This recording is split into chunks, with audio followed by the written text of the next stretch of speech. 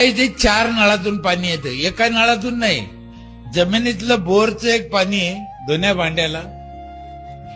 24 घंटे नळ चालू आहे, 24 घंटे.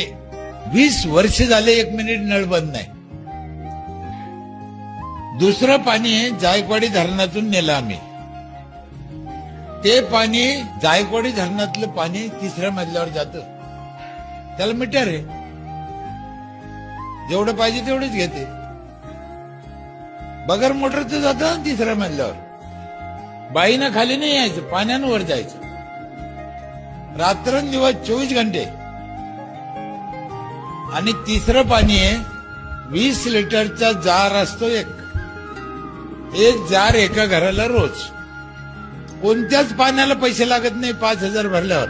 4थं पाणी आहे माझ्या इथे, 4था नळ आहे. संपूर्ण गावाला रोज सकाळी 5 ते 8, पहाटे 5 ते 8 आंघोळीला गरम पाणी येतं नळाला. बाईनं चुलीवर तापायचं.